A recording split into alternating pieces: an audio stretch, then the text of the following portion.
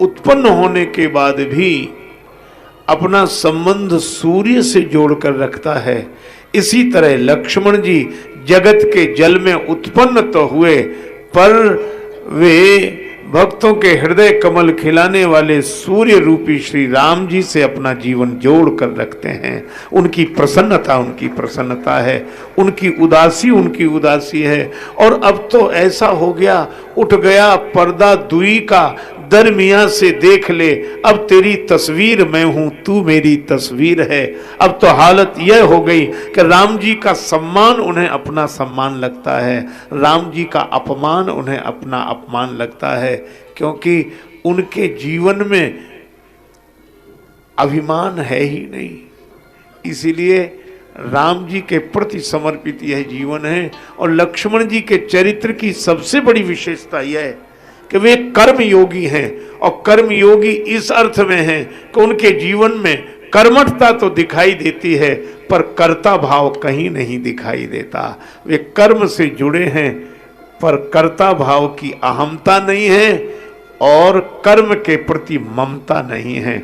अहमता ममता से मुक्त होकर, देखो अहमता से जुड़े तो देह भाव में रहेंगे, ममता से जुड़े तो गेह भाव में रहेंगे, पर लक्ष्मण जी न देह भाव में रहते हैं न गेह भाव में रहते हैं, वे तो राम जी के नेह भाव में रहते हैं। इसलिए उनके जैसा कर्मयोगी कोई नहीं। बंदों लक्ष्मण पद जल जाता, शीतल सुभग भगत सुखदाता। अच्छा, एक और अद्भुत बात, राम जी गुरु जी के पीछे पीछे चलते हैं और लक्ष्मण जी राम जी के पीछे पीछे चलते हैं। देखो, पीछे चलना एक बात है और पीछे पड़ना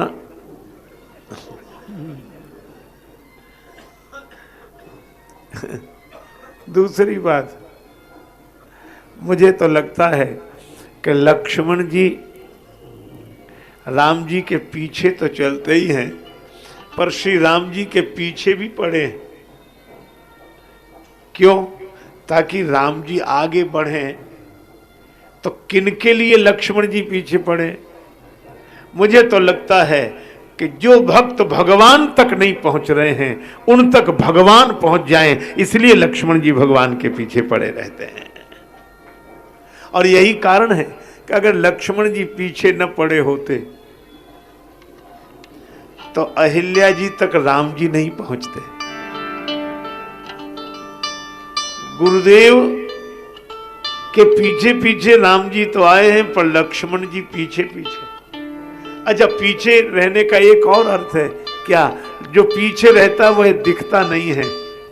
लक्ष्मण जी कभी भी अपने को प्रकट नहीं करते, वे तो भगवान की कृपा प्रकट हो दीनों पर दुखियों पर, ऐसा प्रयास करते हैं। और इसीलिए लक्ष्मण जी की बड़ी महिमा है।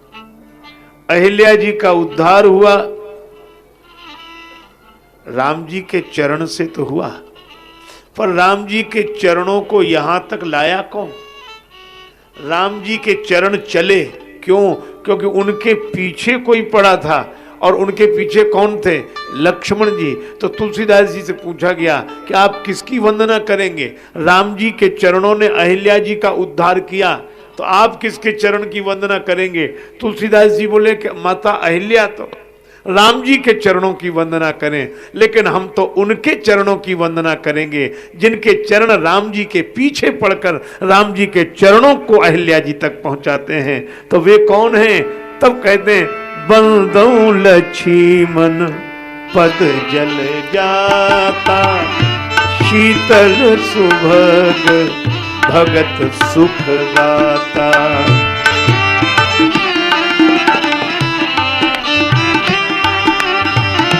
शीतल सुभग भगत सुख दाता।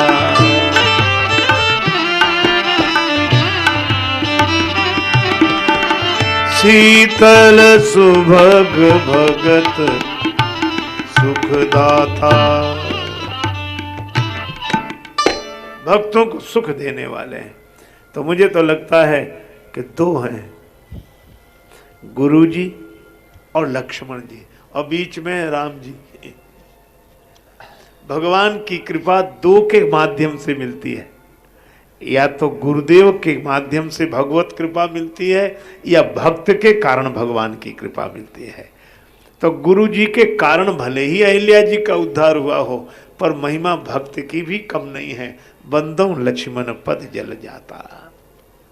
अच्छा चलो, गुरु जी के संग गए, ठहर गए वाटिका में। विदेहराज आए, विनम्रता पूर्वक पद वंदन करके श्री राम जी के उस अलौकिक सौंदर्य के दर्शन के बाद अभिभूत हुए। विदेहराज मुनि विश्वामित्र जी के संग श्री राम लक्ष्मण को ले गए और सुंदर सदन में ठहरा दिया। अब भगवान तो ठहर गए। अब आप देखो, भगवान तक जनक जी पहुंच गए, जनक जी के साथ जो गए थे वे भी राम जी तक पहुंच गए। बालक तो पहुंच ही जाते हैं, पर कुछ ऐसे हैं जो राम जी तक नहीं पहुंचे, पहुंच नहीं सकते, मर्यादाएं। अब माताएं कैसे पहुंचे? वे तो अपने भवन में ही हैं। आहा, और ये ख्याल किसी को नहीं आया, ये ध्यान किसी को नहीं आया कि जो भगवान तक पहुंच गए वे तो धन्य हो गए, लेकिन जो भगवान तक नहीं पहुंचे उन्हें भगवान का दर्शन कैसे हो? और ये करुणा भाव किसके मन में आया? तब तुलसीदास जी कहते हैं कि गुरु जी के मन में नहीं, राम जी के मन में नहीं, जनक जी के मन में नहीं, किसी महात्मा के मन में नहीं। लखन हृदय लालसा जिसे की जाई जनकपुर आइए देखी।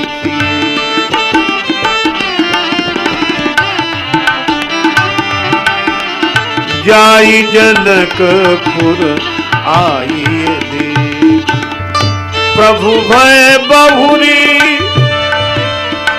मुनि सकुचाई। प्रगट न कात मन ही मुस्काई। प्रगट न काई मन ही मुस्काई। राम अनुज मन की गति जानी। भगत बचलता ही हुलसा।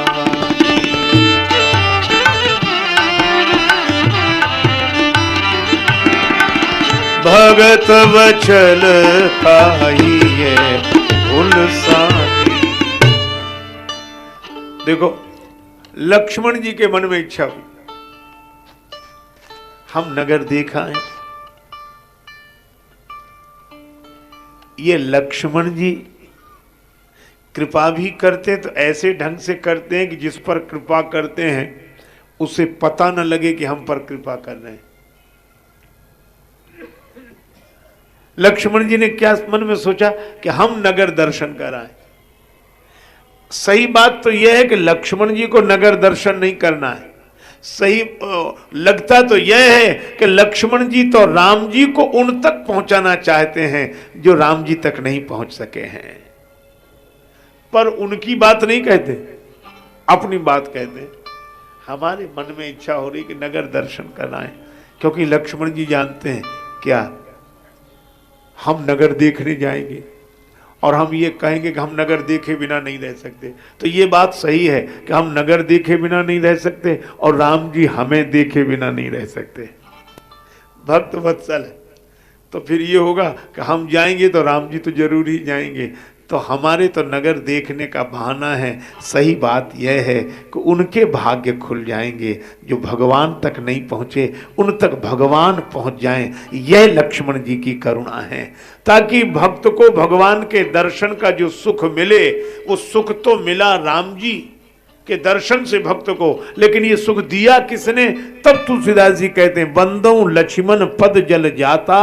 शीतल सुभग भगत सुख दाता। भक्तों को सुख देने वाले।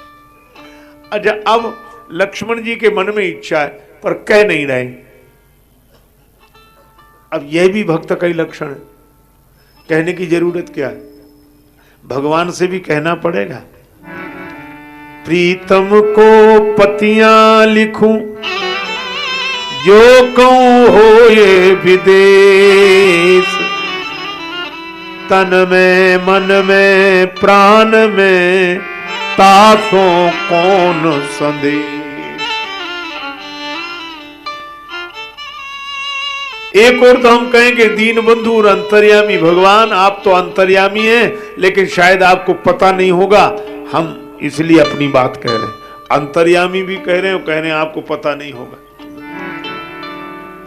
अंतर्यामी को अपनी सुविधा समझावे रे, कर कर सोच विचार व्यर्थ तू बुद्धि गमावे रे।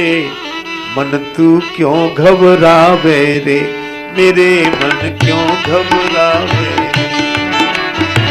सिर पर प्रभु श्री राम, सिर पर प्रभु श्री राम, बेड़ा पार लगावे रे।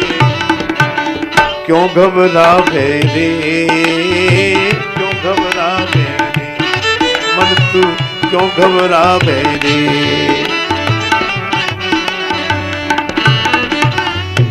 अंतर्यामी से कहने की आवश्यकता क्या? देखो लक्ष्मण जी ने कहा नहीं और राम जी ने बिना कहे समझ लिया। राम अनुज मन की गति जाने, राम अनुज मन की गति जाने, राम अनुज मन की। राम जी ने लक्ष्मण जी के मन की इच्छा जान ली। क्यों जान ली? क्योंकि जिस मन में इच्छा उठ रही है उसी मन में तो वो बैठे हैं। अच्छा देखो, भक्त के मन में भगवान बैठे होते हैं, विचारक की बुद्धि में, पर भक्त के मन में। इसीलिए ज्ञानी भगवान को जानता है पर भक्त भगवान को मानता है मन में, और जिस मन में भगवान बैठे हैं उसी मन में इच्छा है। तो जब भगवान मन में बैठे ही हैं तो अब मन में इच्छा उठ रही तो कहने की जरूरत क्या है? लक्ष्मण जी ने कहा नहीं, पर राम अनुज मन की गति जानी, भगत बछलता। भगवान भक्त वत्सल हो गए। क्यों हो गए? देखो, गाय जंगल में घास चरने जाती है, बछड़ा घर में बंधा है, रस्सी से बंधा है, उसकी मजबूरी है, वह गाय तक नहीं पहुंचता, पहुंच नहीं पाता, उसे पता भी नहीं कि गाय कहां है, और बंधा भी हुआ है। तो बछड़ा तो एक ही काम करता है, मां मां मां पुकारता है। बंधन में पड़ा हुआ मजबूर जीव जब बंधन के भाव से भगवान को पुकारता है तो जैसे सुत वत्सला होकर गाय बछड़े तक पहुंचती है, इसी तरह भक्त वत्सल होकर भगवान भक्त तक पहुंचते हैं। वो तो बंधा है, क्या करे। एक भक्त माता की प्रार्थना कर रहे थे, जानकी माता की प्रार्थना, बड़ा सुंदर पद है। मत राख नजरिया से दूर मैया, मत राखो नजरिया से दूर मैया, मत राखो,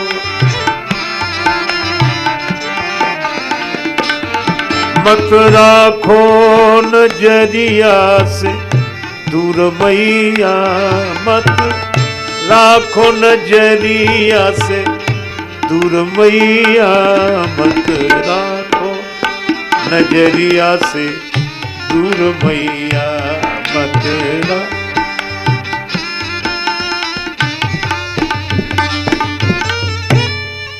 इस पद में मुझे एक पंक्ति बहुत प्रिय लगी, अन्य भी पंक्तियां पर वही पंक्ति सुना। हम तो तोहरा माया के बस में हम तो तोहरा माया के बस में, लेकिन तू काहे मजबूर मैया, तू काहे मजबूर मैया, मत राखो नजरिया से दूर मैया, मत राखो नजरिया से दूर मैया,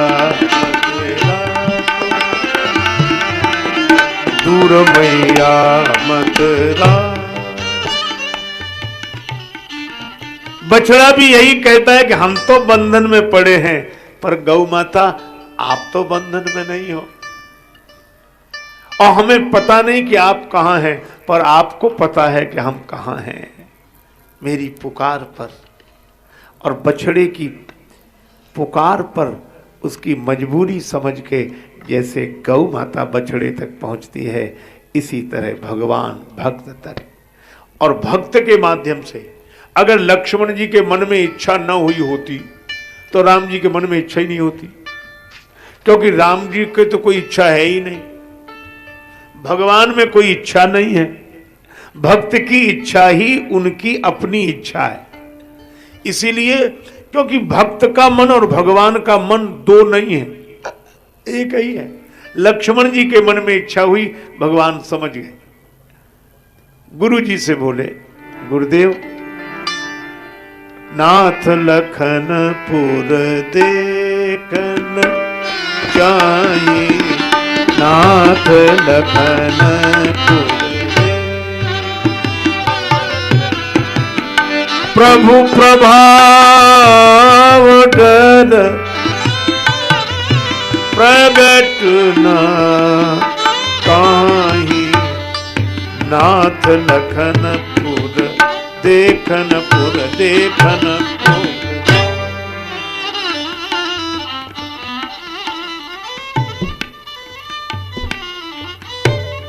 लक्ष्मण जी नगर देखना चाहते, नाथ लखनपुर देखन चाहिए। गुरु जी मुस्कुराए। अच्छा, मिथिला वाले बड़ा विनोद करते हैं।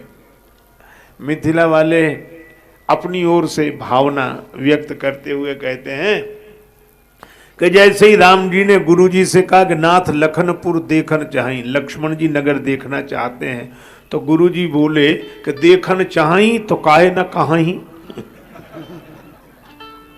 जिन्हें देखना है वो तो बोल नहीं रहे, जिन्हें देखना है वो बोल नहीं रहे, और जो बोल रहे हैं उन्हें देखना नहीं है। राम जी बोले, गुरुजी आपके संकोच से। लक्ष्मण नहीं बोल रहे। गुरुजी मुस्कुराए, लक्ष्मण और संकोची? भरत जी हो तो बात समझी जा सकती है कि संकोची है, पर लक्ष्मण। गुरुदेव सचमुच लक्ष्मण की ही इच्छा है नगर देखने की। गुरुजी बोले, तो एक काम करते हैं, महाराज जनक के बहुत से सेवक घूम रहे, 4 को बुला लेते हैं कि जाओ लक्ष्मण को नगर दिखा ला। राम जी बोले, गुरुजी सो तो ठीक है, लेकिन अगर आपकी आज्ञा हो तो लक्ष्मण जी को मैं दिखा लाऊं नगर। आप? हाँ गुरुदेव, जो राउर आय सो हो पावो नगर दिखाए, मैं दिखा ला। गुरुजी ने कहा कि राम जी आप दिखा लाएंगे लक्ष्मण जी को नगर? हाँ। पहले कभी जनकपुर आए हो आप? राम जी बोले, पहली बार आए आपके साथ।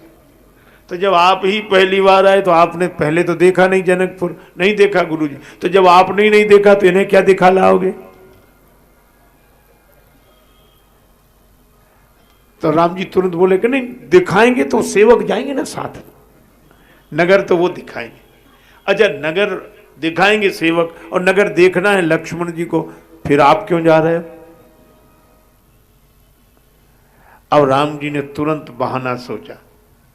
क्या बोले? गुरुदेव पता नहीं लक्ष्मण कितनी देर नगर देखते रहे, दिखाएंगे तो सेवक नगर, और नगर देखेंगे लक्ष्मण जी, लेकिन पता नहीं कब तक देखते रहें। तो आप क्या करोगे? राम जी बोले हम अगर साथ रहेंगे तो तुरंत ले आऊं, जल्दी लौटा लाऊंगा। और संकेत बड़ा सार्थक है।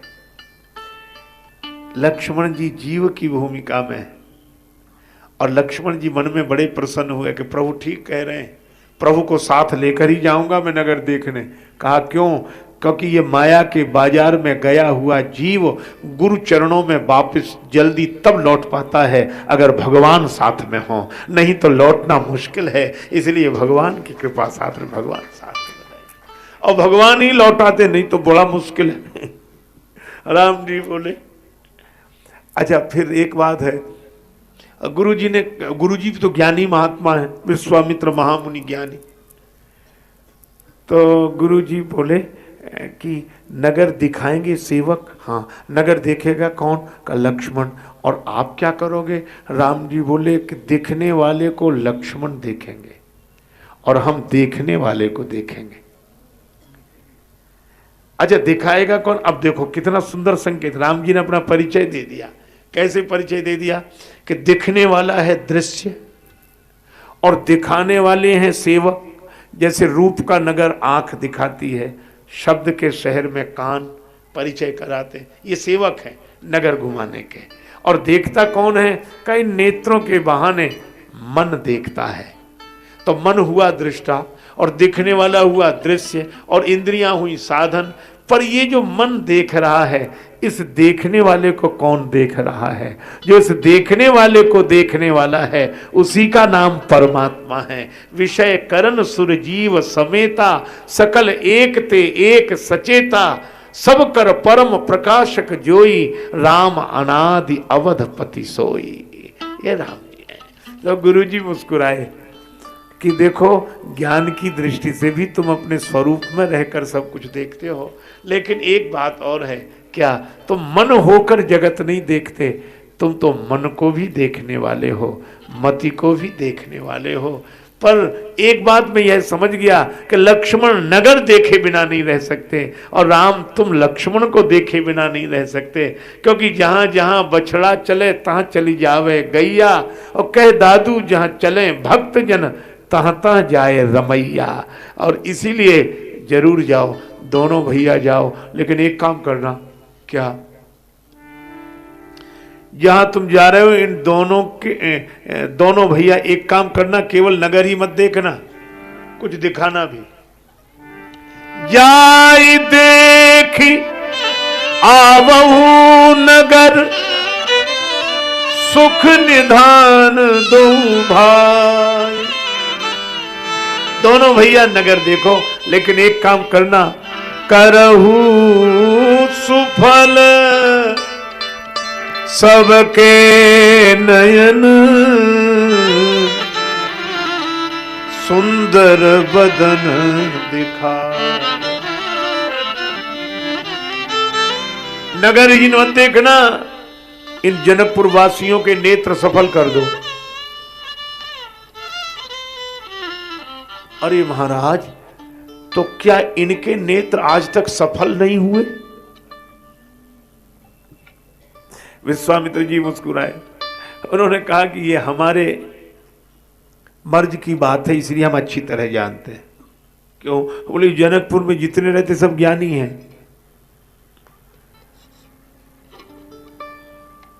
तो इन ज्ञानियों के नेत्र सफल नहीं हुआ ना? क्यों? बोले हम खुद ज्ञानी रह चुके इसलिए हमें पता है। का क्यों नहीं हुए सफल? का ज्ञानियों से अगर कोई पूछे कि जो कुछ भी दिखाई देता है, सुनाई देता है, सूंघने में आता है, स्वाद में आता है, स्पर्श में आता है, ये इंद्रियों के जितने विषय हैं ये क्या है? गोचर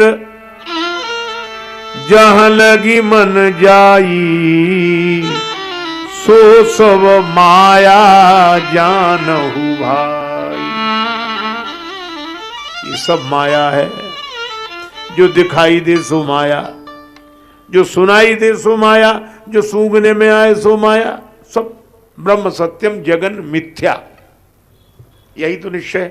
हाँ, तो एक बात है, फिर जब सब कुछ माया ही है, दिखने वाली सब माया है, तो नेत्रों ने माया है मिथ्या, तो क्या नेत्र मिथ्या को देखने के लिए मिले हैं? अगर नेत्रों से मिथ्या ही देखा गया तो नेत्र सफल कहां हुए? अगर नेत्रों से मिथ्या को ही देखा गया तो नेत्र सफल कहां हुए? हाँ, ये बात तो सही है गुरु जी। विश्वामित्र जी बोले तो आज जनकपुर वासियों का भ्रम टूट जाएगा। क्या? बोले जब आपको देखेंगे तो उन्हें लगेगा कि नहीं नहीं, नेत्रों से जो दिखाई देता है वह मिथ्या ही नहीं, इन नेत्रों से सत्य की कौन कहे, स्वयं सच्चिदानंद को भी देखा जा सकता है। तो भगवान को देखकर इनके नेत्र सफल हो जाएंगे। देखो, भक्त हुए बिना नेत्र सफल नहीं होते। अच्छा, परिश्रम करे कोई कितना भी, लेकिन कृपा के बिना काम चलता नहीं है। कृपा के बिना काम चलता नहीं है। निराशा निशा नष्ट होती न तब तक, दया भानु जब तक निकलता नहीं है। कृपा के बिना काम चलता नहीं है।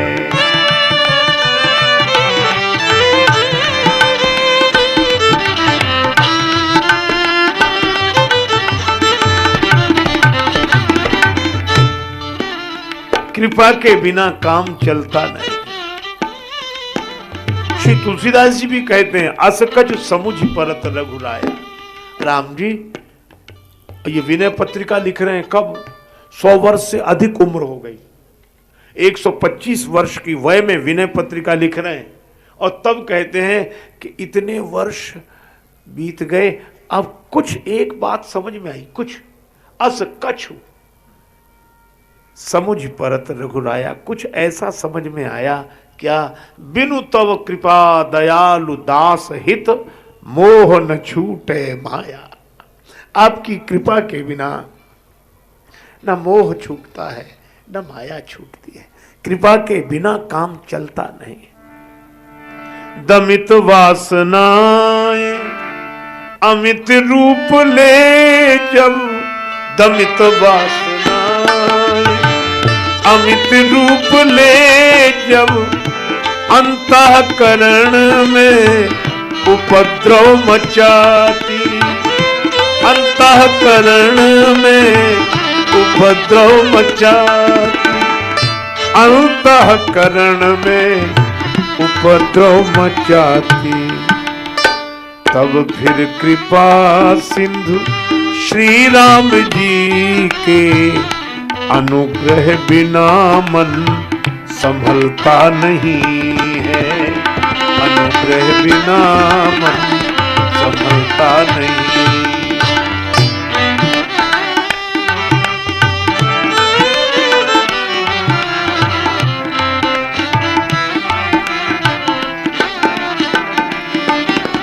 आज हम जान भी लें कि संसार मृगजल के समान मिथ्या है, भास रहा है, इसकी पारमार्थिक सत्ता नहीं है, तो भी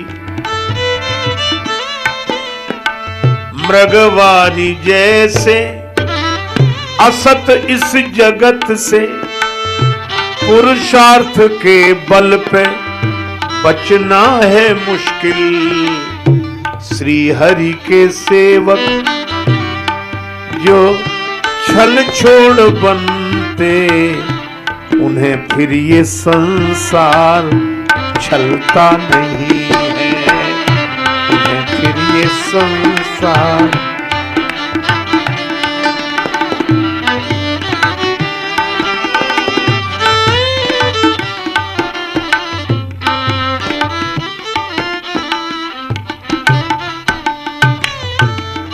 भगवान की कृपा किसी न किसी माध्यम से आती है, और इसीलिए गुरुदेव के माध्यम से भगवत कृपा ही प्रकट होती है। सदगुरु शुभाशीष पाने से पहले जलता नहीं ज्ञान दीपक भी घट में, बहती न तब तक समर्पण की सरिता, अहंकार जब तक गलता नहीं है, अहंकार जब तक गलता नहीं